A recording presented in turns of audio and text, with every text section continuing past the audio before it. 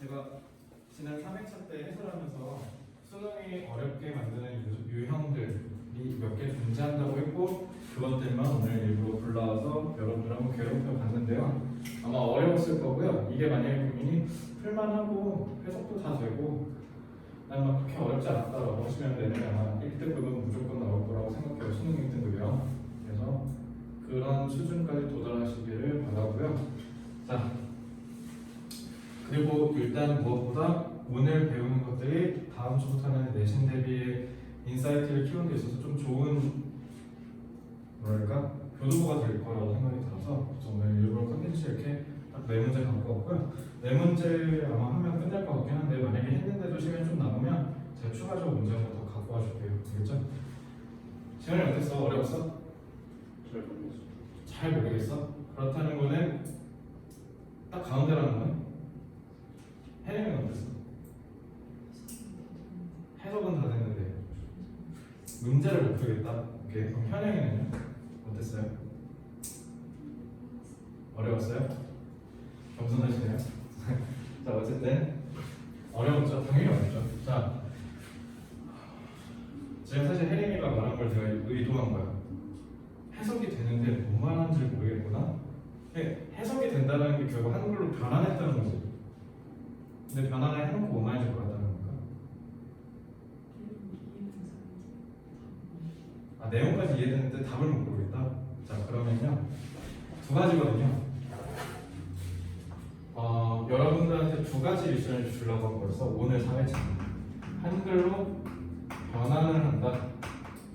이게 정확한 뜻은 맞는지 모르겠지만 저는 이 과정을 일단 해석이라고 해요. 사실 해석이랑 독해라는 말과는 사실 비슷한 뜻인 것 같긴 한데 그러니까 저는 이렇게 생각합니다. 영어를 한글로 그냥 옮기기만 하는 거. 근데 여기에서 이제 문제는 두 가지의 미션이 생겨요. 그래서 지문의 내용을 정확하게 이해하는 거. 그래서 그걸 독해라고 하죠. 읽어서 이해한다는 뜻입니다. 이렇게 했는데 지금 혜림이 같은 경우 여기까지도 됐대요. 그럼 이제 두 번째 문제풀이가 왜 문제가 생기냐는 거예요. 자,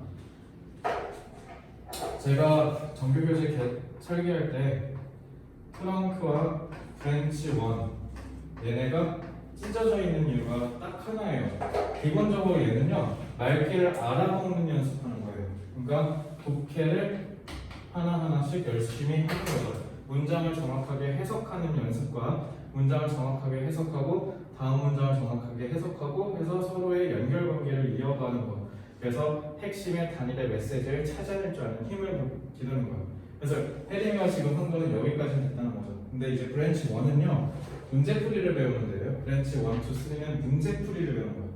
그래서 브랜치 1이 뭐냐면 숲과 나무를 구분할 줄 알아야 되고 그 다음에 저기 논리적인 순서를 꿰뚫 줄 알아야 된다라고 얘기를 합니다. 그래서 여기는요 대부분 이 나무를 조심하셔야 돼요. 그러니까 문제를 푸는 데 있어서 지역적인 포인트에서 헷갈리시면 안 돼요. 그러니까 여기는 결론 문제풀이를 연구하는 곳이다. 그래서 나무를 잘 찾을 줄 알아야 되고요. 이 나무라는 건요 그래서 기본적으로 숲과 대비되는 경우가 많아.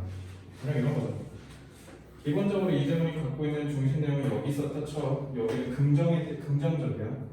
근데 여기가 빈칸 부분이었다 치자. 근데 여기에 부정문이 있네요. 그럼 얘랑 같아지려면 여기가 부정문이니까 여기 동그라미 문태야 돼. 여기 세모 나와야 동그라미 되지. 근데 현재 매력적인 오답으로 어떻게 돼 있어요? 동그라미.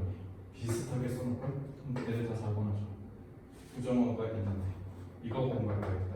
알겠죠? 그리고 두 번째는요 논리순서요. 내가 아까 얘기했잖아. 지난번에 얘기했죠? 의도적인 모호함을 갖고 있어요. 그 읽는 거 있지? 발 읽는 거 틀린 사람 잘 봐야 돼. 의도적 모호함을 간과한 거야. 맨 처음에 기본문 읽고 ABC에서 그 다음 뭐지라고 생각하면 절대 안 풀려. 그렇게 했지? 아니야? 해림만 돼. 그렇게 했어요? 아니면 내 말이 무슨 말인지를 모르겠어요. 둘 다요? 자, 한번 볼게. 내가 무슨 말인지를 아시게 될 거예요. 그래서 오늘은요, 이 두 가지를 해결하는 걸 연습할 겁니다. 지문을 제대로 이해하셨는지 본인들이 잘 확인해 보실 거예요. 생각보다 너네가 제대로 이해를 못했을 가능성도 있을 수 있거든요. 그리고 두 번째, 문제 푸는 제 스킬을 잘 보셔야 돼요. 브랜치 1이랑 브랜치 2만 가져왔어요. 그래서 오늘 알겠죠? 그래서 요거 해결되면 여러분들이 저는 수능 영어는 전혀 걱정이 없습니다. 집에 가서 혼자 하셔도 되겠죠? 자, 브랜치 1. 현이가 혹시 잘 안 보이니? 잘 보여? 잠깐 카메라 좀 잠깐 확인해 볼게. 안 보이나? 오케이, 잘 보이네. 여기가 우리 일강실에서 했던 거보다 조금 별로인 것 같아, 사실. 자, 첫 문장이요. 이거 그리고 놀라운 건요. 이때 당시에 EBS에서 직전 연결이야. 그대로 했어. 근데 정답이 37째였습니다. 왜 그러냐? 일단 애들이 문법이 체화가 안 됐기 때문에. 요즘 내가 문법 강의를 요즘 많이 하고 있는데 일단 기본적으로 동사를 잘 찾으라고 얘기를 했을 거예요. 그래서 동사를 잘 찾아야 돼요. 여기 동사에다 여러분들 한번 제가 20초 드릴 테니까 V 체크해 보실래요? 동사에다가만 체크하시면 돼요. 동사 하나입니다.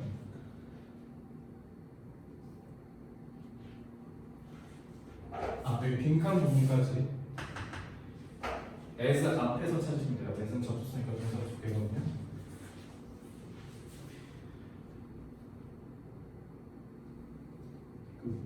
해석 연습에 있는 문장으로 하셔도 돼요. 아니, 해석 연습에 있는 문장으로 하세요. 헷갈리고 빈칸 있어서.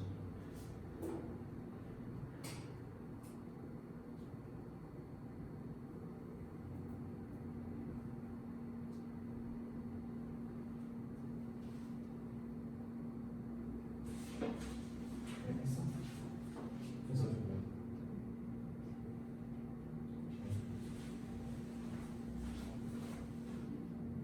동사 줘요. 아니지? moved? 아니 s 전에 이거 접속사라서 여기서도 하나 더 있고 그거 찾아. 불러요. 대줄 동사 중 s 앞에서 핵심이 되는 동사 하는 거지. 대세 동사는 동사입니까? 주절의 동사를 보통 동사라고 얘기하잖아. 그거 찾아. 주절의 동사 주절.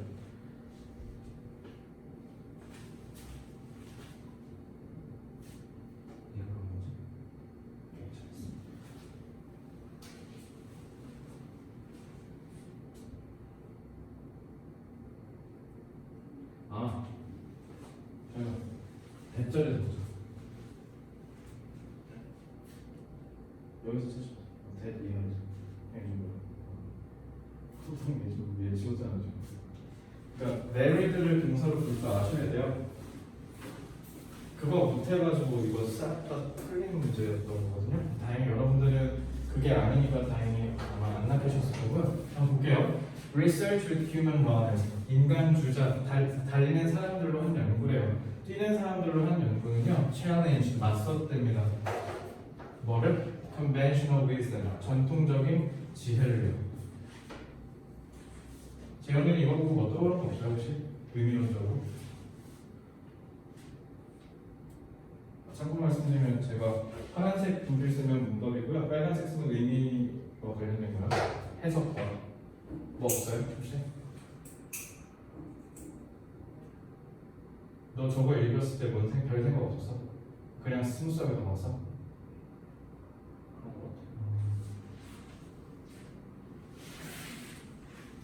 이걸 보면 또 드는 생각밖에 없어요.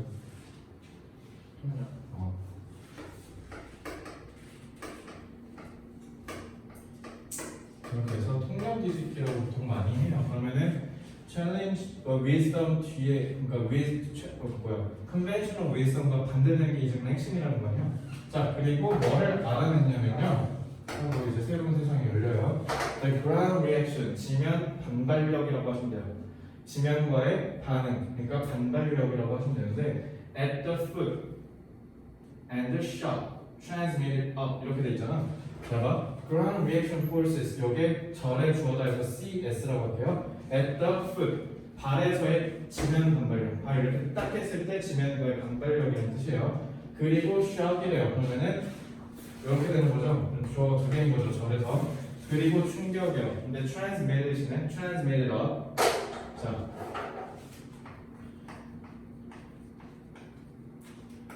수능 때는 시간이 없어요. 저걸 분석하고 있을 시간이 없다고요. 바로바로 빠바바박 하면서 해석을 해야 돼. 그러면 여기서 제일 중요한 감각이 뭐냐면 동사 뭐랑 나는데? 자동차, 타동사. transmit은 자동차일까 타동차일까요? transmit. 자, 이러면 수능 때 오래 걸리면 안 돼요. 그럼 뜻 한번 transmit이 뭐죠? 전송하다래. 보내는 거죠. 제가 실수로 써버렸네요. 뭐뭐를니까 타동사죠. 자, 이렇게 하면 돼. 전송하다, 전달하다라고 전달할 게 있어야 될 거 아니야. 이건 필연적으로 타동사적 감각으로 해석할 수밖에 없는 거죠. 그럼 얘는 타동사였네요. 타동사니까 당연히 목적어가 반드시 존재해야 되는 동사란 말이지. 근데 transmit 뒤에 해리만 동사가 목적어 있어요, 없어요? 없네요. 그러면 이거 니네 딱 보고 어떻게 해야 돼? 아, 타동사의 과거형이 아니라 PP구나. 그리고 과거분사 전략. 수능적 전략. 땡. 과거분사, 분사, 준동사. 준동사가 뭐 해야 된다고? 내가 맨날 했잖아. 의미상의 주어. 그러니까 동사는 무조건 뭐를 갖는다? 주어를 갖는다. 이거 안 했어요 혹시? 내가 해는 당연히 처음이고 두 분은 안 된다 혹시 내가? 동사 찾고 주어 찾으라고만? 했어요? 그거 왜 내가 왜 그렇다고 했어? 자, 그럼 너네가 한번 해볼까? 나 어제 핸드폰 고쳤어 영어로. 나 어제 폰 고쳤어. 이제 연락할 수 있어.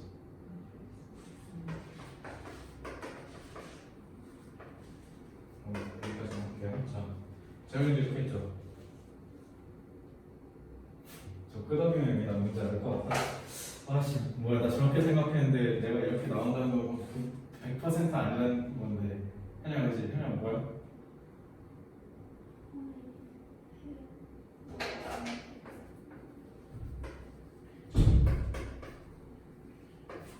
그래서 아까 정시반 할 때 제가 얘기했어요. 알잖아. 사역이지. 모르는 사람이 없어. 그죠? 근데 못 써먹죠. 왜? 원리가 체화가 안 됐으니까. 아는 거랑 써먹는 거랑 다르다고 했잖아. 그럼 어떻게 해야 돼? 전략이 간결해야 돼요. 내가 왜 이걸 가르치냐면 너네가 주어를 한국어에 있는 주어랑 헷갈리시면 안 돼요. 동사의 행위 주체가 주어라고 그랬죠? 기억나는 것 같은데 제프죠? 자, 그래서 만약에 혜림이 핸드폰 혼자 고칠 줄 알아? 막 액정 깨지면 액정 들어가서 교체하고 할 수 있어? 못하지. 그러면 대지업해야 되잖아. 그렇게 해서 고친 건 뭐 어떻게? 내가 고친 게 아니라 간접적으로 영향력을 행사해서 고쳐지도록 한 거지. 그래서 이렇게 하셔야 돼요. 왜? 동사의 행위 주체가 주어기 때문에 누가 했는지를 명확하게 밝히는 게 영어 원어민적 사고요. 이제 좀 이해돼? 그러면 잘 봐. 동사가 주어를 가져야 된다라고 내가 역발상으로 가져올지. 그래서 나는 동사 찾고 주어 찾는다 했잖아. 그러면 여기에서 확장돼서 파생된 준동사는 당연히 뭐를 가져야 돼? 주어를 가져야겠죠. 그래서 뭐라고 해야 돼? 의미상의 주어라고 하시면 돼요. 너네가 그래서 앞으로 모든 준동사를 수능에 만난다 그러면은 너네가 이거를 이렇게 해가지고 이렇게 하고 이렇게 해가지고 이렇게 하고 이렇게 할 시간이 어디 있냐고. 그죠? 한 번에 빠바바바박 읽으면서 가야 돼요. 이 독해력이 형성되지 않으면 독해를 잘 하셔도 내년에 어떻게 너네가 이 문제를 맞은 것 중에 너네가 점수를 그러니까 오늘 푼 문제 중에서 네 문제 중에 맞은 문제가 있는 것 중에는 어떤 요인도 있을 수 있냐면 시간 압박이 없었다는 거죠. 시간 압박이 들어간 실전에서 만약에 여러분들이 이렇게 자유롭고 사고할 수 있게 풀 수 있다? 안 되겠지 당연히. 그래서 여러분들 그 감각을 기르려면 독해할 때 항상 반드시 어떻게 해야 돼요? 어순대로 간략한 전략을 갖고 빠르게 읽을 줄 아셔야 됩니다. 알겠죠? 그래서 준동사가 뭐가 있고 어쩌고 저쩌고 중요하지 않으면 어떻게 해야 돼? 실전에 써먹으려면 전략이 간결해야 돼. 그래서 준동사는 어떻게 하면 돼? 의미상의 주어 찾아서 바로 준동사가 갖고 있는 의미 잡아서 쭉 가면 돼요. 그래서 저는 어떻게 하냐면요. 어순대로 가라고 해요. 그래서 제가 왜 수능 가르칠 때 공부도 안 하는지 알겠죠? 이래서 하지 말라고 하는 거예요. 그리고 솔직히 좀 파격적이긴 한데 내신도 안 하는 게 낫다라는 생각이 좀 더 굳건히 생기기 시작은 했는데 그건 어쨌든 차치하고 저 이렇게 해요. 연구인데요. 연구 이거 주어일 거 아니야? 명사니까 뭐로 한 연구냐면 끼는 사람으로 한 연구예요. 얘는 맞섰어요. 전통적인 지혜를. 그리고 찾았어요. 그게 뭐냐면 지면 반발력인데 그게 발이겠고요. 그리고 충격이. 근데 그 충격은요 전달되어요. 이렇게. 분사가 형용사라고 해서 앞에 명사 수식이라 했잖아. 이러면 너네가 볼 때는 어떻게 하면 사후 분석적으로 영어를 접근하게 돼요. 그러면은 분사가 수식하는 대상을 찾고 그렇게 해서 분사구를 잡은 다음에 그 다음에 니네가 해석하기 시작한다고. 이렇게 하면 어떻게? 시간이 없으면 상관이 없어. 문제는 니네는 지금 수험생이잖아. 시험을 봐야 되잖아. 시험을 보는 사람 입장에서는 반드시 전략적이어야 돼요. 그래서 굳이 분사인 걸 인식하는 게 아니라 동사냐 아니냐만 판단하면 돼. 그 판단 기준이 아까 뭐였어 너는? 동사냐 아니냐 판단할 때? 잤다. 그죠? 타동사였으면 목조가 있었어야 되는데 없다는 건 PP였다는 거냐? PP니까 수동으로 가시면 됩니다. 이렇게 아시겠죠? 그래서 전달되는데요. up the leg, up이 부사로 쓰면 위로인데요. 전치사로도 쓰일 수 있어요. 다리 위로 타고 올라갔다. 그리고 몸 전체로. 알겠죠? 이렇게 빵 했을 때 그 이후에 나오는 충격이 다리를 타고 몸 전체로 퍼진다는 뜻이죠. 이해되나요? 그래서 걔네가 뭐 이후에 지면과의 충격이에요. 경례 얘기했잖아, 그치? 걔네가 동사한다. 그래서 여기가 CV 자리였던 거야. 이거 모르는 애는 나가 죽어라라고 된 거예요, 교수님. 왜? EBS 직접 연결. 근데 여기다 깜찍하게 뭐라 해놨어? 리를이라고 해놨는데요. 제가 엊그제 분명히 리를 가르쳐줬죠. 뭐라 했죠? 찔끔이요. 금이에요, 부여요? 부정이죠. 거의 변하지 않는다. 아, 그러면 전통적 지혜는 뭐였던 거야? 딱딱한 데랑 부드러운 데 서로 지면 발력이 차이가 있으니까 부드러운 데서 놓으세요였던 거네. 그럼 너네 우리 꼬맹이였을 때, 애기였을 때 우리 무릎이랑 다리 다치지 말라고 매트 깔아놓잖아. 너네 다 깔아주셨지? 나도 그렇게 해주셨거든. 그러니까 그런 거 하는 게 이제 그 딱딱하니까 다치지 말라고 한 거였잖아. 근데 알고 보니까 뭐였다는 거야? 상관 한 개도 없었다는 거죠. 그래? 자, 그래서 자, 리를 부정으로 해석하지 못하는 사람은 아까 빈칸처럼 앞에 두 문제 못 푸는 겁니다. 너네 두 번째 문제도 빈칸 앞에 뭐 있어? 리특이 있어요. 혜림이 그거 부정으로 봤어 안 봤어? 봤어? 아, 봤는데도 안 되고요? 오케이, 그러면 또 다른 이유가 있을 거예요. 재현이 봤어요 안 봤어요? 봤어요. 현영이는요? 리틀 보자에서 부정 떠올렸어요? 잘했네. 여러분들 이제 체화가 된 거죠. 이렇게 푸시면 돼요. 시험에 미친 듯이 많이 나오고 그게 바로 나오네요. 숲은 뭐야? 그러니까 여거는 습관한 거 아니죠? 두 번째 문제가 습관한 거겠죠? 그러니까 앞에 부정을 좀 교묘하게 껴놨잖아, 그지? 그건 이따가 보고요. 어쨌든 자, 그래서 거의 변하지 않는다. 찔끔 변한다라고 하시면 되죠. 그러니까 여기가 부정문이라고 안 변한다. 자, as runners move from extremely compliant to extremely hard running surfaces. 그래서 뛰는 사람이 엄청 compliant, 부드러운 이게 compliant가 뭐냐면 순응한다는 뜻이거든. 순응하는 거니까 뭐야? 내가 그 부드러운 데 지면 가시면 이렇게 누르는 족족 이렇게 눌리는 거 보이잖아. 그러니까 내가 누른 만큼 얘가 알아서 같이 눌려주죠. 그래서 순응한다를 통해서 이제 여러분들이 부드럽다는 걸로 추론하시면 돼요. 알겠죠? 엄청 부드러운 데서 엄청 딱딱한 데로 넘어갈 때 변한다 안 변한다? 안 변한다. 알겠죠? 그리고 제가 아까 얘기하는 거 마무리 져야 될 것 같아서 제가 중간에 뭐 갖는다고? 의미상의 주어를 갖는다고. 그것도 저는 주어니까 앞에 나오겠죠? 의미상의 주어를 갖는다고 하고요. 이걸 저는 형태론적으로 그렇다라고 가르쳐요. 동사는 형태적으로 눈에 보이는 게 앞에 의미상의 주어를 같이 갖춰야 되는 겁니다. 없으면 생략된 거예요. 알겠죠? 그러면 두 번째로는 뭐냐면 얘가 뭐를 갖는다? 의미론적으로는 시간 정보를 갖는다라고 가르쳐요. 의미론적으로 이 자체가 지금 무슨 말이냐면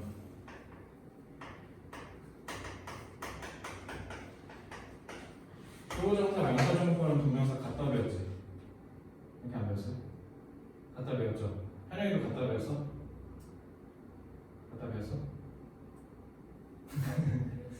뭐라고? 모르겠다고? 갖다 배웠지? 내 뉘앙스를 판단하지 말고. 그러니까 대부분의 시중에 있는 책이 그렇게 써 있어. 동명 막 studying is hard 돼 있으면 밑에 equal 해놓고 to study is hard 이렇게 개소리예요. 그렇게 하시면 큰일 나요, 알겠죠? to study가 studying 같으면 같이 쓰지 뭐하러 구분해 껴서. 영어 원어민들은요 일단 첫째 절대로 겹치면 따로 안 구분해요. 얘는 무조건 통합합니다. 따로 찢어졌다는 건 쓰임새가 다르기 때문인 거고 각각의 5개의 준동사가 뜻이 다 달라. 알겠죠? 그러면은 동사잖아. 동사에서 확정된 거지. 그럼 동사는 기본적으로 뭐예요? 동작이라는 정의는 시작이 있으면 동물이 뭐가 있겠어? 끝이 존재하겠죠? 그러니까 시작과 끝이 불분명하면 그건 동작이 아닌 거예요. 가령 이런 거지. 혜림이 지우개 이거 너 거잖아. 시작과 끝이 분명합니까? 아니 그 순간 상태만 얘기할 거잖아. 내가 소유하는 행위를 한다고 해서 얘가 그냥 끝까지 가는 거야? 버리면 끝나는 거잖아. 소유의 상태를 나타내는 거죠. 그래서 동작만 정의하는 거야 일단 기본적으로. 자 시작부터 끝이 있어요. 그럼 이 시간성에서 경우의 수를 한번 다 추려야 될까요? 몇 가지 나올까요? 경우의 수를 한번 따져봐. 합통한다고 생각하고 몇 가지 나올까? 4명씩 안 돼? 그러니까 시간을 바라본다는 건 시작부터 끝까지. 그러면 몇 가지를 추론할 수 있을까? 바로 갈게요. 말이 너무 어렵다. 시작하기 전에, 그죠? 그리고 다 끝나고 나서, 아니면 하고 있는 중, 아니면 시작부터 끝 싹 다, 아니면 시간성이 없어. 이렇게. 그럼 5개요. 근데 준동사가 5개 보려면 동명사, 분사,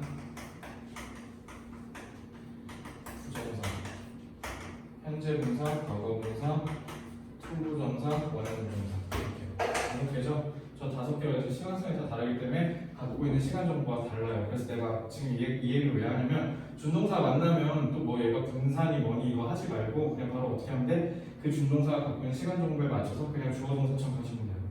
이게 무슨 말이냐면 자 투부정사는 너네 미래지향인 거잖아. 왜? 너네 기본적으로 투부정사 I want to go home 뭐야? 나는 원해 집에 가는 걸. 원한다고 해서 집에 갈 수 있어? 아니지. 기본적으로 미래지향적인 사건에 대해서 내가 원하면 투부정사 쓰는 거였던 거잖아. 그러니까 투부정사는 기본적으로 아직 시작하기도 전에 생각해 볼 수 있는 거죠. 그러니까 너네 서울대 가고 싶다. 서울대 아직 안 갔잖아. 그러니까 미래지향적인 거죠. 그래서 투부정사 쓴다고 생각하면 되고 다 끝나면 끝나서 뒤돌아보는 거야. 이거 언제 가? 현재를 어떻게 쓰죠? have pp라고 했지. 이제 pp가 뭐니까 끝났다는 뜻이야. 완전히 끝났다. 그러니까 끝났으니까 이거야. 2번이죠. 네, 3번 시작은 했는데 아직 안 끝낸 게 딱 우리 수업이지 지금. 이제 하고 있는 거네. be 플러스 ing는 뭐예요? 현재 분사니까 얘가 하고 있는 거. 네, 동사 원형이 시작부터 끝입니다. 그리고 동명사가 시간성이 없는 거고요. 이해됐어요?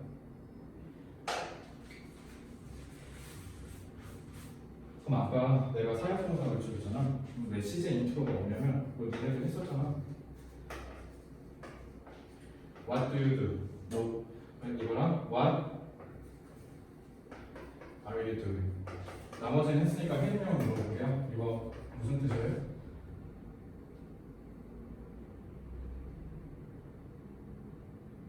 분명 중딩 때 한 것 같은데 막상 하려니까 안 나오고 있어요. What are you doing? 뭐예요? 그럼 이거는? 꽤 높은 확률이 지금 머릿속에 너 뭐하냐고 하면 안 될 것 같은 그런 느낌으로 지금 저를 쳐다보고 있어요. 그죠? 재현아 이거 뭐라고 했어?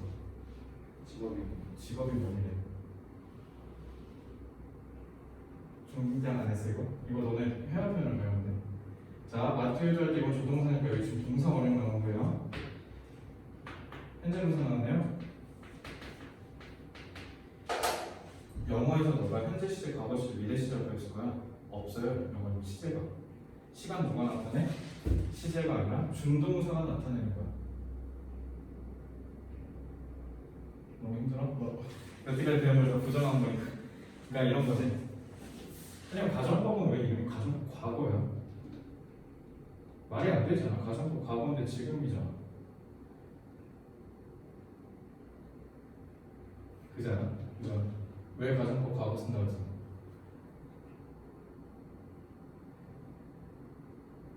자, 이건 내신 때 하는 걸로 하고요. 지금 중요한 거 아니니까. 어쨌든 이거야. 네가 배웠던 시제에서 그 현재 과거가 지금이나 어제가 아니거든요. 그건 세상을 표현하는 방법이고, 그래서 시제가 무관하게 시간성을 보셔야 돼요. 누가 하다인데 시작부터 끝이죠. 그러니까 이건 뭐야? 맨날 뭐 하냐는 거죠. 너 맨날 뭐해? 그래서 직업이 뭐냐? 난 어제도 강의, 오늘도 강의고 월요일에도 강의해. 그래서 내 직업은 강사야. 할 때 쓰는 게 이거고, 이거는 너 지금 뭐 하는 거니? 라는 뜻이야. 알겠죠? 그래서 시간성에 맞춰서 해석하셔야 된다고. 이해되나요? 이렇게 하실 수 있어야 돼요.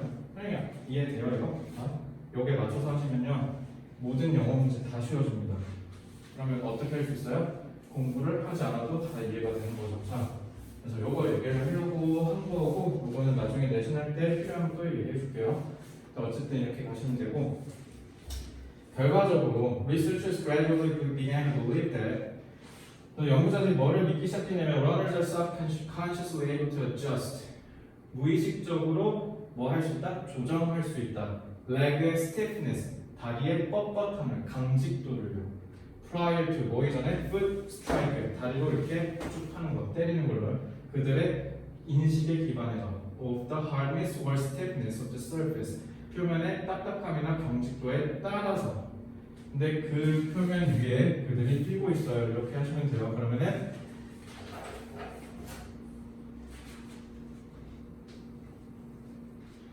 요게 요거랑 연결되거든요. 그죠? 그래서 변화가 없다는 건 뭐랑 같은 말이야? 내가 조정을 할 수 있으니까 충격의 정도의 변화가 없는 거겠죠? 딱딱하면 말랑하게 바꾸고 말랑하면 딱딱하게 바꾸면 되니까. 그러니까 변화가 없다는 거랑 이거랑 같은 말이라고요. 그죠? 자, 그리고 this view suggests that, 그리고 이 견해가 뭐를 얘기해 주냐면요, runners create soft legs. 러너가 soft leg을 만들 수 있대요. That suck up impact forces when they are running on very hard surfaces and stiff leg. 그리고 딱딱한 다리를 만들 수 있다. 이거 썼다 뭐랑 같은 말이야? adjust랑 같은 말이네. 그럼 윗 문장이랑 아래 문장 같은 얘기하는 거죠. 그러니까 adjust랑 create랑 같은 말이라고요. 그죠? 이렇게 하면 지금 흐름 하나죠. 자, 그 다음에 단어 하나 적어야겠네요. 자, yield. 경제 하시는 분 없죠? 경제 모르는 사람. 그죠? 현영이 이거 하지 않아? 미시경제학에서? Y가 뭐야? 안 했어요? 이거 산출량이라는 뜻이거든요. 왜 그런 뜻으로 쓰이는지를 한번 보면, yield가 지금 뜻이 뭐예요? 네, 동사일 거고. 저 까먹어서 곤란해하는 표정. 혜림이가 살려줘, 친구. 의도 뭐야? 같이 잡혀왔어요.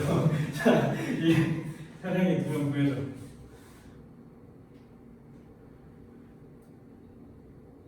너도 잡혀갔어? 얘들 진짜 몰라? 본 적은 있죠? 얘들 나 아마 너네 단어장에 그렇게 있을걸? 다의형? 그리고 아마 분명히 우리 학원에서 외운 적 있을 거야. 그래서 너네 뜻 다 외우면 개고생했을 거야. 그죠? 얘들가 무슨 뜻이냐면 양보하다예요. 엄마 차 타고 등하원 하시는 분은요, 잘 보세요. 그 양보 표시한 부분 밑에 영어로 yield라고 돼 있어요.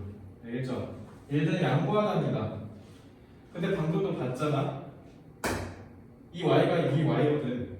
경제학에서 왜 산출량이냐고. 내가 이 y 다음에 써야 되는 게 있는데 까먹었어. 그러니까 x랑 y 값을 합치면 결론적으로 나오는 산출량이다 해서 경제학이 되거든. 왜 y가 산출량이라는 뜻이 있을까요?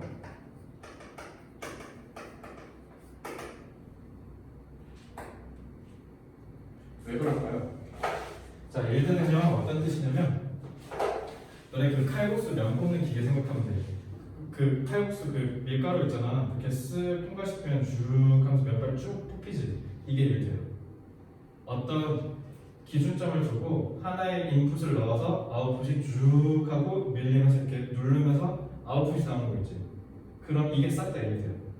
그래서 yield이 지금 이거 뭘로 쓰인 거냐면 말랑말랑하냐는 뜻이야.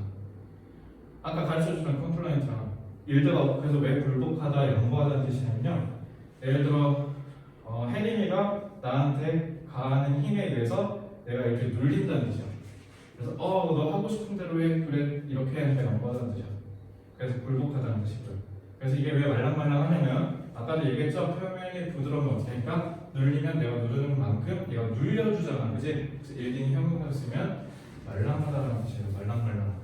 이해됐나요? 일드가 그래서 산출하다, 양보하다라는 뜻이 나오는 이유는 뭐냐면 어떤 아웃풋이 나오는 데 있어서 인풋이 얘를 눌러서 나오는 거면 이게 싹 다 일드야. 알겠지? 그래서 경제학에서 저게 일드라고 나오는 이유가 저겁니다.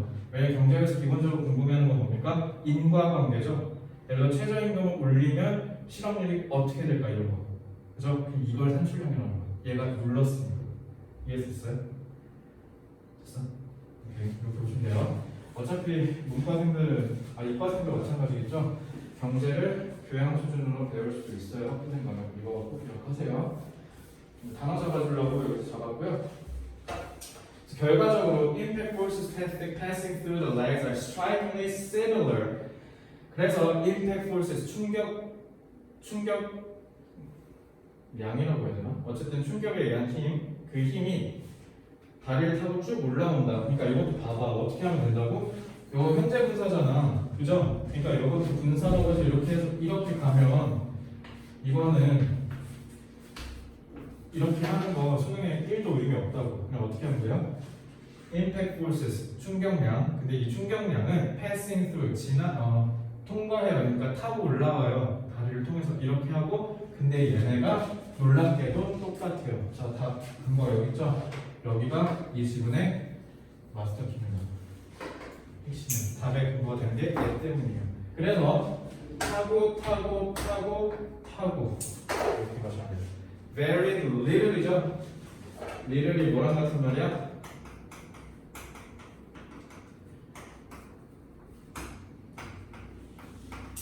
거의 안 변했다가 같다라는 건 똑같잖아, 그지? 그러니까 이걸 부정어로 몰랐으면 이걸 못 간다. 알겠죠? 답의 근거가 여기 있었어요.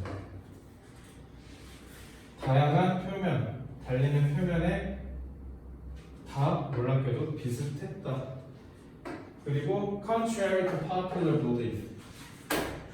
그러면 여기서 너네 통념 추론하면 뭐야?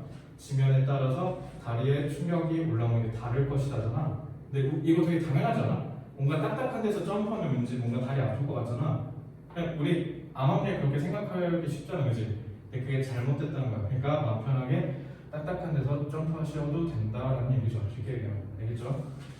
그래서 running on concrete, concrete가 뭐랑 같은 말이니까 딱딱한 거, stiffness, hardness죠. 그리고 is not mere, is not more damaging. 이거랑 같은 말이죠. 계속 초실과 같은 말 하고 있다는 걸 찾으시면 이 문제는 어렵지 않게 풀 수 있었다라는 게 제 의견입니다. 알겠죠?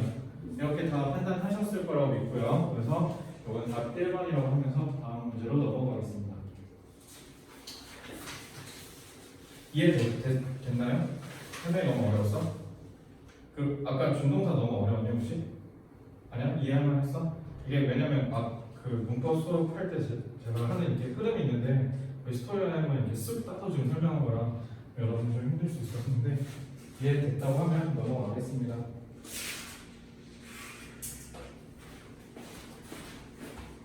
이거 습관 한번 조심하셔야 돼요.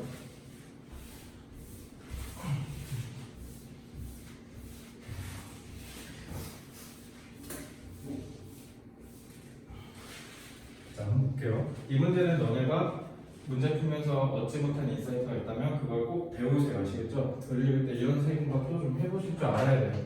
자, the role of science can sometimes be overstated. overstated가 무슨 뜻일까?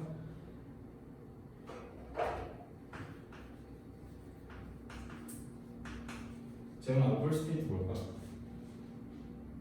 외운 적 없을 거야 이거? 그죠? 본 적 없죠? 강하잖아. 있어? 자, 해양이는 이거 뜻 뭐예요? overstate. 그렇게 하시면 돼요. state가 뭐야? 말하다. 오버잖아. 넘는다는 뜻이거든. 과다하게 얘기하는 거죠.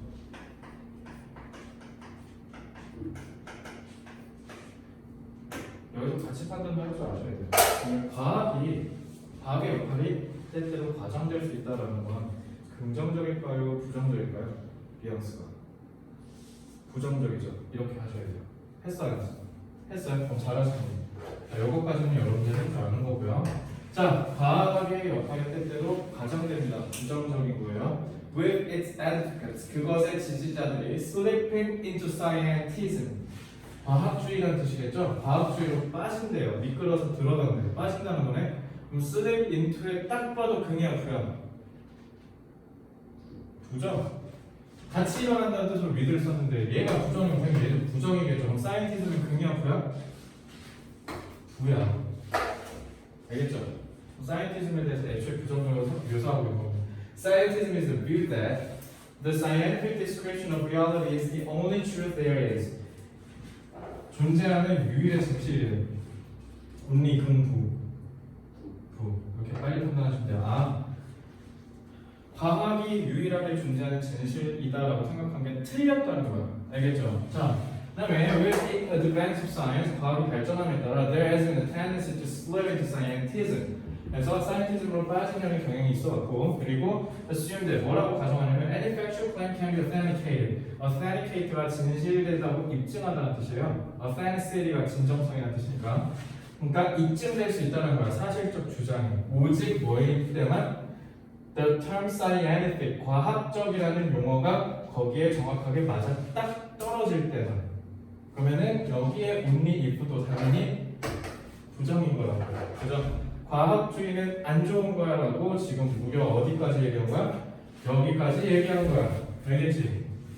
자, 그럼 the consequence is that, 결과적으로 당연히 non-scientific이네. 그러면은 scientific이랑 개비례죠. 필자 입장에서 scientism이 부정이니까 non-scientific은 긍일까 부일까? 긍이겠죠. Non-scientific approaches to reality, and that can include all the arts, religion, and personal, emotional, and value-laden ways of encountering the world, may become labeled. 여기가 동사잖아. 주어 누구예요? 얘요. 그러면은 긍정이 뭐 될지도 모른다. merely subjective. 그저 주관적인 것으로 여겨질 수 있다. 서브젝티브가 당연히 뭐랑 반대말이야? 오브젝티브랑 반대말이지. 지금 사이언티픽이 무조건 뭐라는 거야? 진실로서 받아들일 수 있다. 그러니까 이게 오브젝티브랑 같은 말이잖아.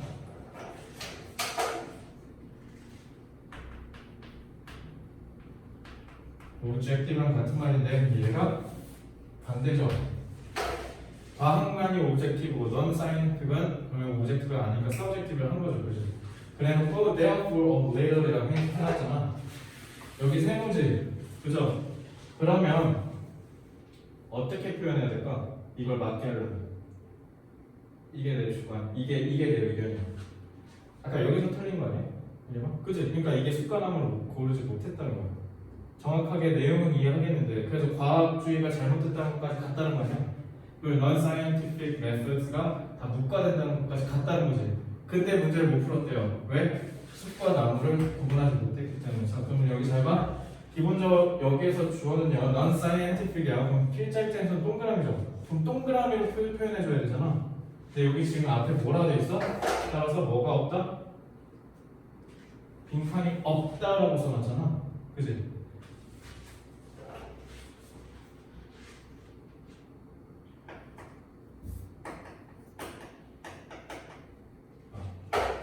이 질문의 시퀀스를 좀 정리해 줄게요. 과학주의라고 할게요. 과학주의는 부정이다. 왜냐하면 비과학이 주관 그리고 빈칸이 없는 것으로 여겨진대요. 그렇죠? 비과학은 과학주의랑 대립관계죠. 세모니까 얘는 동그라미라고 해야 돼요. 근데 요건 세모죠. 그러면은 요것도 세모니까 여기가 뭐라고 해야 돼? 동그라미가 없는 데죠. 어카운트 무슨 뜻? 아니 아니죠. 아 그렇지. 동그라미가 와야 세모잖아. 그치? 어카운트가 무슨 뜻이죠?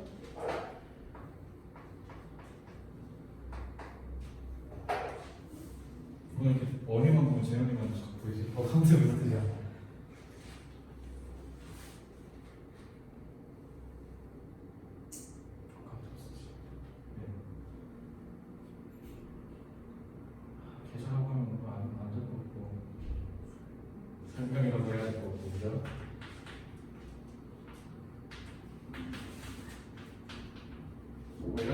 어카운트가 특히 설명도 이제 이야기라고 쓰는 사람들도 많죠. 어카운트가 왜 설명이냐면, 그리고 왜 계좌냐면, 어카운트 핵심 뜻이 뭐냐면요,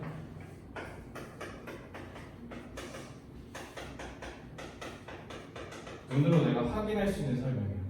그걸 다 싹 다 어카운트라고 해요. 알겠나요? 그래서 어카운트가 동사로 쓰면요 자동사예요. 그래서 눈의 부위로 설명이 쓰여져 있다 이렇게. 이게 그래서 어카운트가 설명이 쓰여져 있다는 뜻이죠. 그래서 뭐뭐에 대해서 설명하다가 너네 내신할 때 뻑하면 여기에 어카운트 4인 거예요. 그래서 뭐뭐에 대해 설명이 쓰여져 있다. 그래서 뭐뭐를 설명하다. 했어 안 했어? 했었지? 자, 어카운트는 그래서 설명이라고 하시면 돼요. 근데 내가 방금도 얘기했잖아. 눈에 보이는 설명이라고요. 그러면은 이게 뭐예요? 그래서 답이 2번이에요. 되나요? 객관적인 설명이 없다고 해야 서브젝티브랑 연결이 될 거 아니야? 그죠? 그래서 답이 2번이에요. 숫과 나머지를 조심하셨어야 돼요. 동그라미. 이해됐어요? 이렇게 푸시면 됩니다. 내용 이해 안 되는 거 있어요? 어카운트를 고려 안 한다고 했는데요. 고려를 안 한다? 그러니까 뒤에 인터넷 서브 쭉 보면 시장을 유사한데 다양한 관점에서 그걸 고려 안 한다 라고 하면 주어가 더 센 얘기니까 어카운트 고려 안 한다고 해석하면 돼요. 어카운트를 고려하라고 고려? 상관 뭐 이런 걸로 하면 이건 이렇게 하는 거야. 비과학적 접근이 뭐 하냐면 주관적이고 아니 그저 주관적이기만 하고 그에 따라서 객관적 설명이 없다라고 하셔야 돼요. 어카운트가 설명이라고 했잖아. 그래서 설명은 뭐냐면 누가 봐도 다 똑같은 설명이라는 거야. 그래서 계좌가 네가 봐도 내가 봐도 똑같은 번호죠. 그래서 어카운트가 은행에서 쓸 때 계좌라는 뜻이야. 현영이가 보던 혜림이가 보던 재훈이 너가 보던 다 똑같은 설명이 쓰여 있으면 어카운트가 설명이라고 해요. 그런 설명이 어카운트. 알겠죠? 이것도 놀랍게 이거 EBS 직접인 게 앞에 두 문제가 EBS에서 그대로 나왔거든. 그래서 교수님들이 벽에다 비건 뻥 뚫어낸 거야. 천재들이 보낸 거야. 그러니까 이해 안 돼? 내가? 고려하다는 게 무슨 말이야? 그냥 저는 어카운트 뜻을 모르니까 문장 자체를 그냥 해석해서 비과학적인 접근이 그냥 그저 주관적으로만 보이니까 사이언티스트는 많은 사람들한테는 세상을 설명하는 도구로 고려 안 된다고. 세상을 설명하는 방법은 요거랑 똑같아요. Factual claim can be authenticated랑 같은 뜻이라고 생각하시면 돼요. 세상을 설명하는 거잖아. 그러니까 세상에 존재하는 얘기에 대해서 어떻게 내가 묘사할 건지를 정하는 거잖아. 그러니까 그게 객관적이냐 주관적이냐는 거. 그러니까 쉽게 얘기하면 서브젝티브잖아. 서브젝티브랑 반대되는 게 여기 들어가야 되는 거죠. 왜? 부정이니까. 이해됐나요? 이렇게 하시면 되는 거죠. 그러니까 내가 아까 세모니까 동그라미 해야 된다 했잖아. 얘가 세모잖아. 여기 세모 있으면 여기 동그라미 해야 되지. 그러니까 얘는 주데이가 서로 대립해야 된다. 그러니까 오브젝티브다 이런 거 쉽게 얘기해. 오브젝티브랑 같은 뜻이 뭐냐? 그럼 답 2번 하셔야 됩니다. 됐어? 넘어가도 될까요? 넘어갈게요 그럼. 자, 브랜치 2 요거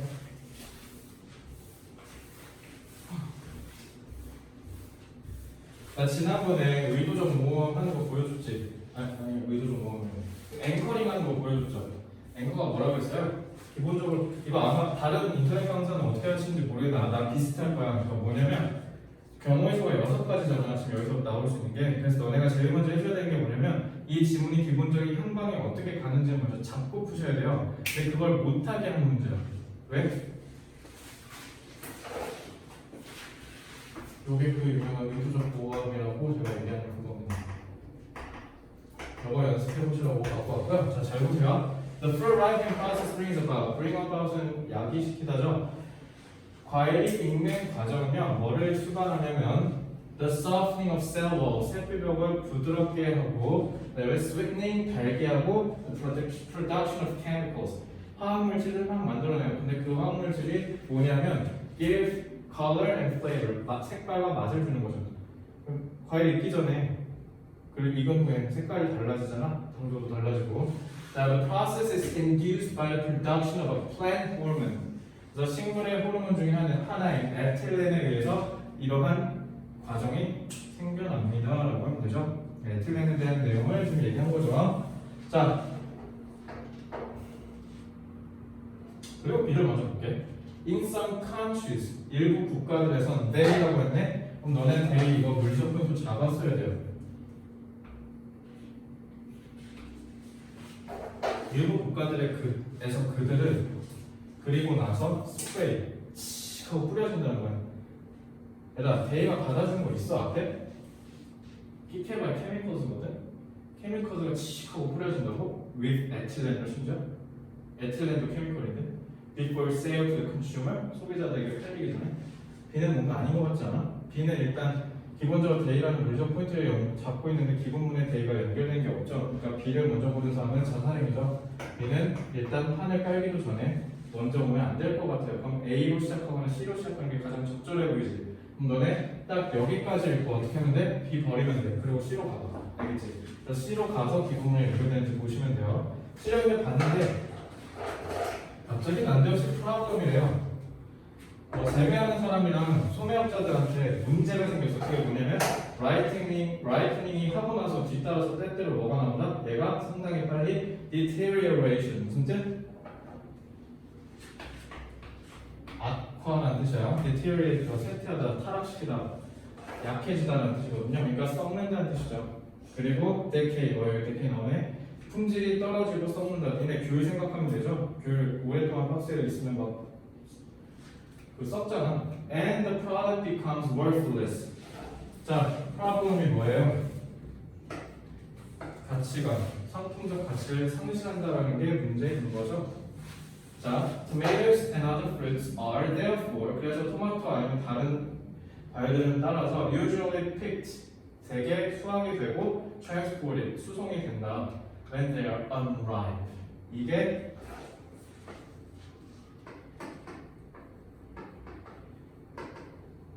해결책이죠. unripe 하기 전에 갖다 팔아버리는 거. 그죠? C랑 기본문이 연결되니? 안 되지. 얘랑 지금 연결성 하나도 없죠. 이게 의도적인 거고. C를 너네가 선택하지 못하게. 그래서 앵커링을 기본문이랑 C랑 하시면 안 돼요. 뭐랑 했었어야 돼요? 저 뒤에 누구야?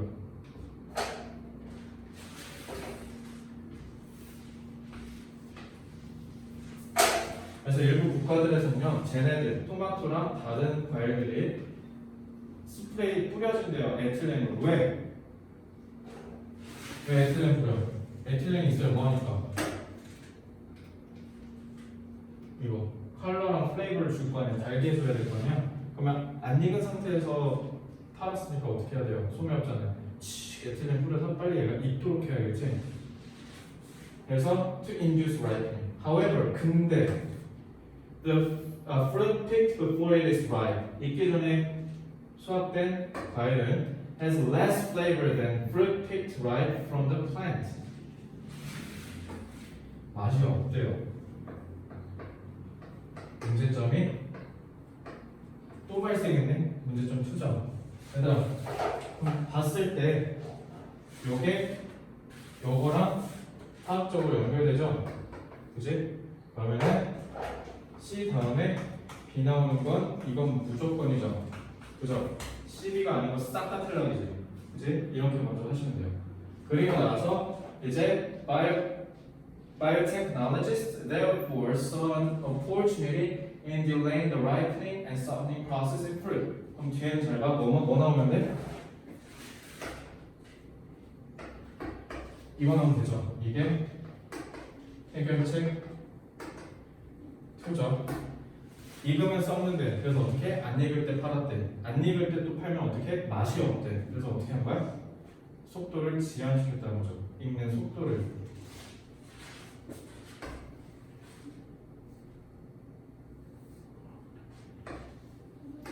연결되네? A는 무조건 B가 먼저 나와줘야 되지. 슬로우 다운은 그럼 설명을 못 하잖아.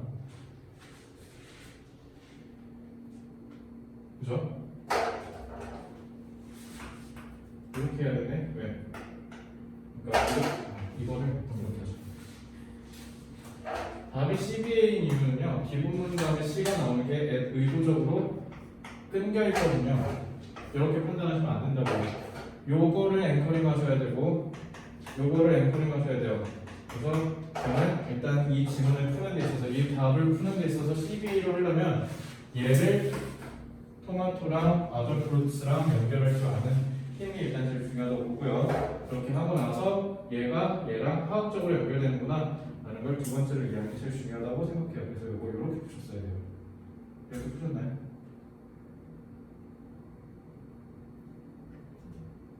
그냥 하면서 감각대로 풀었지. 사실 그러면 이게 너네한테 얘기해주고 싶은 게 너네가 잘못된 게 아니야. 너네 그 능력 되게 좋은 거예요. 이게 있으니까 너네가 영어를 잘하는 거고 앞으로 영어에 있어서는 문제가 없고 승승장구 하실 겁니다. 다만 내가 해주는 건 너네가 학원 다니는 이유는 너네 힘으로 할 수 없는 것들을 해볼 수 있도록 도움받으려고 다니는 거 아니야? 그치? 그러는 데 있어서 헤어링이가 갖춰야 되는 건 이런 인사이트는 갖추셔야 되는 거. 데이를 그냥 안 읽고 지나가 쳤다라든지 딜레이를 보고 얘랑 화학적으로 연결하는 감각이라든가 문제점이 두 개 나와서 해결책이 연달아 병치되어서 순서를 맞춰야 된다라든가 이런 감각이 없이 그냥 읽고 풀었다면 이런 걸 기르는데 꼭 연습을 해보실 필요가 있다라고 생각이 들어요. 아시겠죠? 그래서 이런 거 연습하시면 돼요. 현영이 그렇게 풀었어요 혹시? 잘하셨고요. 재영이는 너 되게 안 잘했지? 그래 너 틀렸지 그럼? 이렇게 되는 거예요. 알겠죠? 안 잡으면 틀리는 거야. 재영이 알겠죠? 이렇게 하시면 돼요. 자 다음 이거 하면 집에 가면 되겠네요. 이거 내 기억이 맞으면 이거 작년 9월 평가원일 거거든? 이건 두 부류예요. 맞췄는데 아리까리 한 사람, 아리까리에서 틀린 사람. 답 2번이거든요. 이것도 잘 봐. 만약에 그냥 전략 없이 그냥 풀었으면 둘 중에 하나야. 얻어 걸렸거나 얻어 걸리지도 못했거나. 그죠? 잘 보세요. 잘 봐야 돼. Clarity가 무슨 뜻이야? 저 또 어디서 많이 본 것 같은데 저 다들 명확성이지? 장난친 거야. 자, clarity is often a difficult thing for a leader to obtain.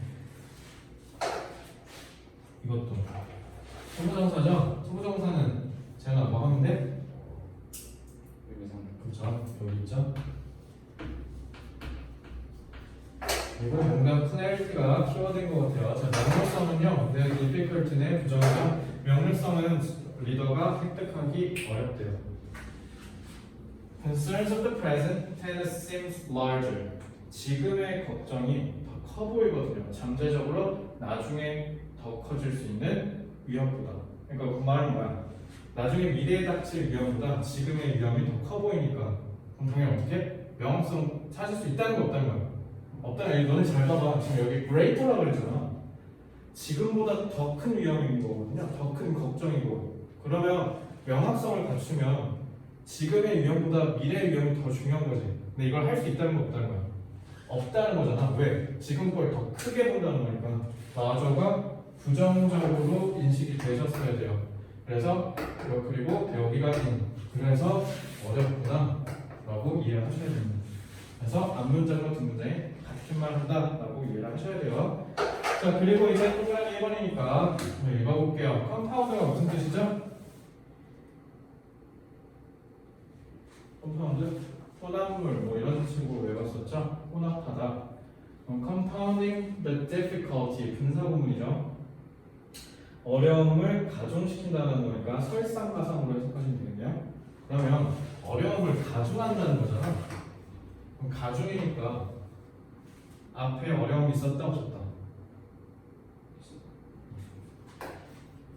그러면은 앞에도 세모가 존재량을 쓸 수 있는 거야. 알겠지? 어려움을 가중시켰다는 건 이런 어려움이 있는데 또 설상가상으로 얘도 어려워 이렇게 해야 될 거 아니야? 그러니까 앞에도 세모, 선택문 뒤에도 세모 이렇게. 알겠죠? Compounding the difficulty now more than ever 지금은 옛날보다 훨씬 is what ergonomists call information overload. overload는 과부하잖아. 그러니까 정보 과부하인 거죠. 그럼 과부하니까 이거 세모겠네. Where a leader is overrun with inputs, overrun, 그러니까 닳고 닳았다는 거야. 그러니까 정보가 인풋이 너무 많이 들어오니까 얘가 미쳐버린다는 거죠. That only distract and confuse. 이거를 세모잖아. 이러니까 오버로드라고 하는 거죠. 그죠? 그럼 기본적으로 선택문 앞에는 세모여야 돼. 자, 그리고 1번 뒤에를 읽어보겠습니다. Some decisions by their nature present great complexity. 그래서 그 천성 자체로 일부 결정은 뭐를 나타내냐면 엄청난 복잡성을 나타낸대요. 그 복잡성의 많은 variable 변수는 반드시 함께 온다. A certain way, 특정한 방식으로. For the latter to succeed. 성공하려면 근데 이 변수들이 뭐야? 한 번에 통합돼야 된대. 그럼 되게 어려운 거지. 이것도 갖춰야 되고 저것도 갖춰야 되고 이것도 갖춰야 되고, 그죠? 그러니까 엄청 복잡하겠네. 그럼 어려운 거죠. 그러니까 세모했어요. 그러면은 이제 2번 볼게. 자, 1번이요. 확실하게 소거할 수 있을까? 현영이는 어떻게 생각해? 1번에 확실하게 내가 지금 소거할 수 있을까요? 내가 지금 수능을 보는데 시간은 얼마 안 남았겠죠? 39번이니까. 그럼 이거 소거하지 마세요. 너네 이거 지금 실전적으로 얘기한 거야. 내가 방금도 얘기했잖아. 컴파운딩 앞에서 세모가 있었어야 된다잖아. 근데 1번 앞에도 세모가 있죠. 그죠? 그러니까 일단 성급하게 1번 제거하지 마시고 일단 2번 뒤에서 보라고 알겠죠? 판을 다 깔아. 3점짜리 순서별 문제, 문장삽입 문제는요, 한 번에 지역적인 데서 단번에 판단하려고 하시면 오히려 나중에 무슨 선택을 그러려면 또 읽어야 돼. 그러지 말고 일단 판을 먼저 깔아보세요.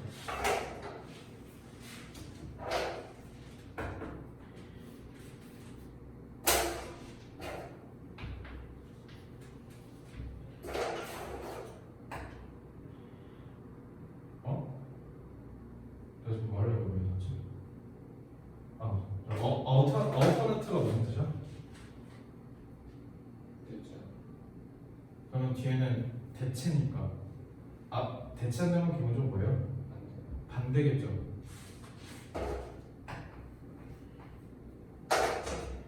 그렇죠. 뭐라 이거 간과하면 이거 털리는 거예요. 반대로라는 뜻이야. 반대로 리더의 정보는 아마도 뭐야? 부분일 거다.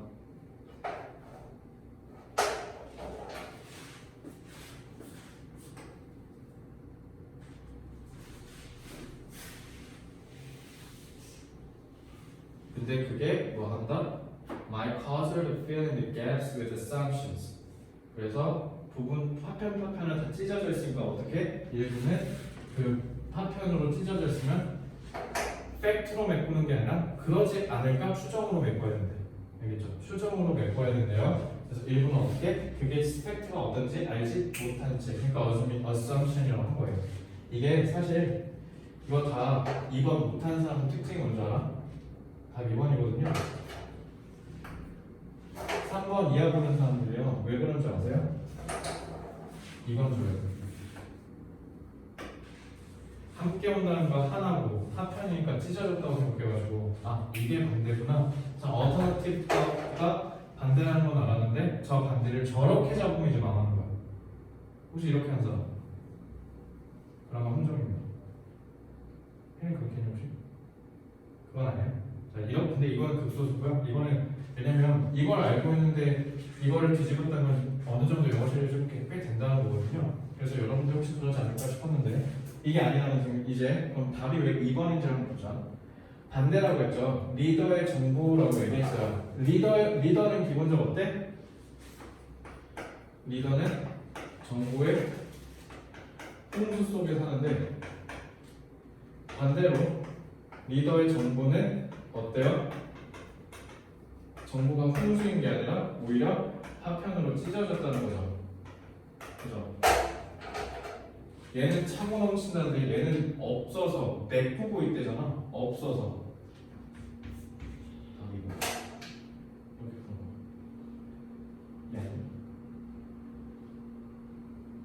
다시. 부분 틈난데를 내가 생각하는 추정으로 메꾸고 있다는 거죠. 프래그먼트가 그럼 무슨 말이야? 이러고 있다는 거니까 완전하지 않다. 그러니까 불충분하다고요. 그래서 갭을 지금 메꾸고 있잖아. 불충분해서. 근데 얘는 지금 뭐래? 차고 넘쳐서 문제라는 거지. 리더는 정보로 차고 넘쳐서 정신이 없대. 그러니까 이런 거야.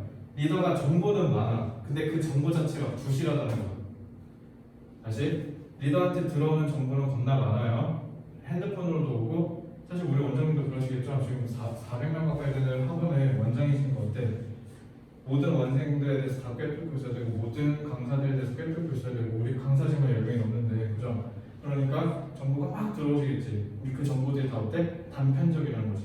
그럼 이제 어떻게 해야 되는 거야? 리더는 그거를 빠르게 보고 감각적으로 이러겠지 뭐 하고 빨리 메꿔야 된다는 거야. 그렇게 하지 않으면 어떻게 해? 정보의 홍수 속에서 오판한다는 거죠. 그러니까 리더는 무슨 자세를 맞춰야 돼? 감각을 통해서 제대로 추정할 수 있는 감각을 길러야 된다는 게 이 지문의 핵심이었던 거고, 그래서 지금 여기서 말씀하시는 내용이 리더는 정보 홍수 속에서 살지만 리더의 정보는 파편적이어서 불충분하다라는 뜻이에요. 그래서 alternative 기준으로 얘네가 서로 대립되기 때문에 그래서 답이 무조건 2번이어야 되는 겁니다. 이해돼요? 이렇게 풀었나요?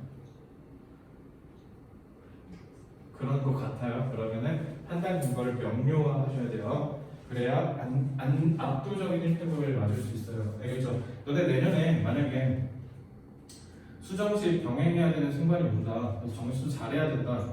라고 하는데 영어가 이런 애들 위험해. 89, 94, 97, 89 이렇게 되는 애들이지. 그럼 압도적 1등급이 아니라는 거잖아. 그럼 어쨌든 어떻게 되면 또 2등급이 나올 수 있다는 건 이런 문제 풀 때 명료하게 답의 근거를 찾지 않은 채 이러겠지 뭐라고 푸는 거. 혜림이가 지금 보여주는 위험 신호입니다. 그게. 너 문제 잘 푸는 거 알고 너 해석 잘하는 거 알아. 여기 3명 다 그래요. 근데 어쨌든 맞았음에도 내가 답의 근거가 왜 이번인지 확실하게 제시를 하지 못하면 그거 내년에 문제 생겨요. 알겠죠? 그래서 내년에 여러분들은 만약에 정시를 한다고 하더라도 수시와 반드시 병행될 가능성이 높기 때문에 그럼 더 효율적인 공부 방법이 필요해요. 그래서 여러분들이 딱 가져야 되는 건 뭐냐면 내가 답을 4번이라고 했으면 4번이라고 한 명확한 답의 근거를 스스로 제시할 수 있는 힘이 제일 중요하고 이거는 국영수 공통입니다. 그러면 이게 됐죠? 내신은 이런 거 안 해도 되니까 공부 열심히 하시면 되니까 상관없는데 수능은 능력 시험이니까 이거 꼭 기억하셔야 돼요. 선생님 알겠죠? 다 알겠죠? 이렇게 하셔야 돼요. 그래서 이거 다 그런 얘기야. 그래서 중요한 의사결정을 해야 되는데 문제는 뭐다? 명료하지가 않다. 뭐 이런 식으로 얘기를 하는 거거든요. 명료하지 않다. 나시니까 이런 식으로 쭉 가서 그래서 결국은 리더는 어떻게 해야 된다? 자기의 기준에 따라서 여러 가지 인트레스트, 관심사 중에 뭐가 더 중요한지 무게질, 저울질 해야 된다. 우선순위를 결정해야 된다는 거예요. 그죠? 정보는 판편화되어 있고 정보는 미친 듯이 많으니까 뭐가 나한테 가장 중요한 정보인지를 판단을 해서 무게중심을 잘 잡아야 된다는 거죠. 이 질문의 내용이 그렇습니다. 알겠죠? 그래서 이렇게 해서 브랜치 2까지. 그래서 오늘은 여러분한테 보여주고 싶었던 건 너네는 기본적으로 지문을 읽어내려가는 데 있어서 핵심 키워드와 핵심 소재와 그리고 핵심 메시지를 찾아내는 역량이 우수한 편이에요. 잘하십니다. 그러니까 문제도 매번 내주면 어차피 네 문제 내도 두세 문제는 무조건 맞추니까. 그래서 거기에서 그치지 마시고 맞았다고 하더라도 브랜치 1과 브랜치 2에서 나오는 빈칸 추론, 어휘 판단, 문장 삽입, 순서 배열 이 네 유형 있죠? 여기는 항상 반드시 여러분들이 답을 몇 번 했으면 판단 근거를 명확하게 내릴 줄 아는 인사이트가 필요하고 각각의 브랜치 1과 브랜치 2에서 필요한 문제풀이 스킬을 여러분들이 체득하시고 체화하셔야 합니다. 그래서 브랜치 1은 숫과 나무를 조심하셔야 돼요. 그래서 기본적인 중심 핵심 메시지를 찾음과 동시에 문제를 푸는 지역적인 포인트에서 함정은 없는가, 즉 그 함정은 기본적으로 수능에서는 부정어입니다.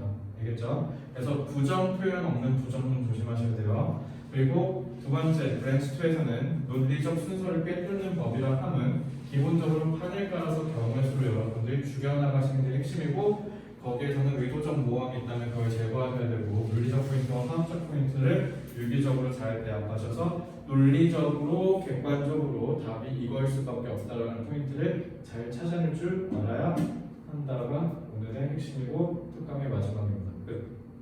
알겠죠? 내신 대비에 대해서 여러분들한테 좀 말씀드리고 싶은 게 일단 여기 한 명이 더 들어올 거예요. 동태고 한 명이 정시반 하려고 했다가 다시 돌아온 친구가 생겨서 그래서 지금 동태고가 3명인데 지금 문제점은 뭐냐면 지금 들어오는 동태고 학생은 무조건 점수를 잘 받아야 되는 학생이고 걔도 마찬가지로 왜냐면 중간고사 본인이 원하는 점수 안 나왔거든. 근데 또 너네는 학교가 달라서 범위가 달라요. 그래서 정발고는 뉴스는 스타트하고 있고 여러분들은 모의고사랑 교과하고 있잖아. 그래서 여기서 중간에 제가 모더레이트를 좀 잘해야 될 것 같은데 일단 기본적으로 그래서 이걸 아까 부원장님이랑 얘기를 나눴거든. 이거 문제 어떻게 해결해야 될지. 문제는 혜림이가 그렇다고 다시 다른 반으로 갈 수도 없거든요. 정말로가 지금 혜림이 한 명만 남아가지고 그래서 제 고민은 일단은 여러분들이 스스로 자습해오는 시간이 좀 많아야 될 것 같아요. 불가피하게. 왜냐면 내가 중앙에서 서서 PPT 띄우고 강의를 못 하게 됐잖아. 지금 그러면 내가 동태고 하고 있는 동안 혜림이는 멍 이러고 있어야 되고 내가 반대로 뉴스는 스타트하고 있으면 너네가 멍 이렇게 해야 되잖아.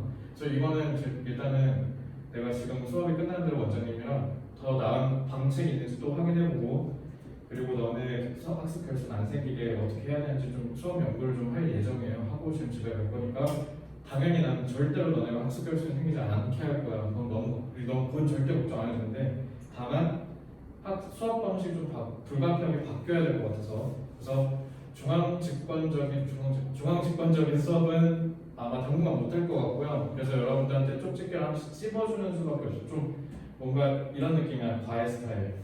여러분이랑 과외 스타일로 해야 될 것 같으니까 오히려 상위권이 포진되어 있는 여러분 반에는 그게 더 나은 방법인 것 같기도 해서 제가 중간에서 최선의 베스트 방안을 갖고 다음 주 목요일날 출근하겠습니다. 그래서 다음 주 목요일까지는요.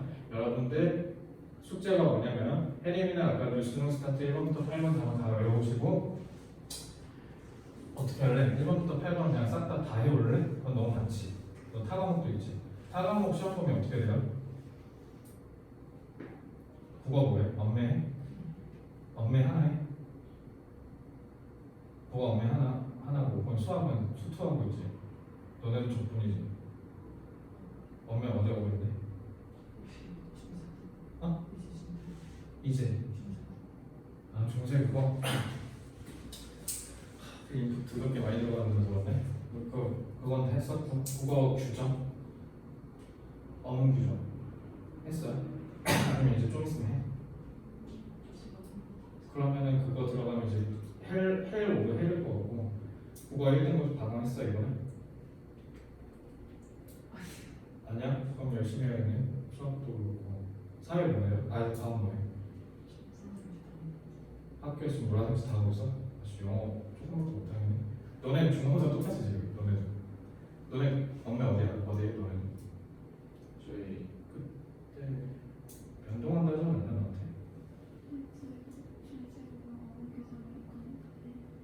돌아버리겠네. 그러면 수학도 너네 적분이죠. 적분만 들어가요? 일본 적분이죠. 아니 밀분 했잖아. 활용 안 했어. 도함지 가면? 너네가 개빡센 거네. 그러면 이렇게 하자. 4번 질문까지 어때요? 4번 질문까지 너가 알아서 다 해봐. 일단 너 어떻게 하는지 보고 그 다음에 액션 플랜 짜줄게요. 일단은 다음 주 목요일까지 교재 갖고 1번부터 4번 상세 분석 보고 한 줄 해석해보고 워크북하고 문제 푸는 거 이거 한번 해보자. 4번까지 내가 또 5가 먼저 하자 아니면 4가 먼저 하자? 5가 먼저. 너네는 5가 단어 외우시고 5가 워크북 싹 다 해도 돼요. 싹 다 넘어.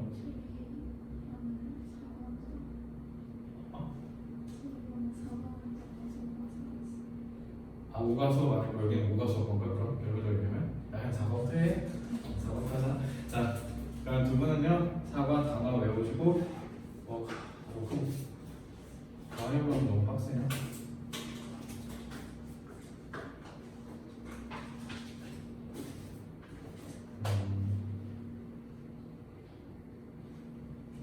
너는 내가 일단 카톡으로 알려줄 테니까 카톡 잘 봐. 숙제 어떻게 해야 되는지 알겠죠? 일단 4과만 해보는 걸로 알고 계시면 돼요. 고생 많았고요. 다음 주부터 내신들 열심히 합시다.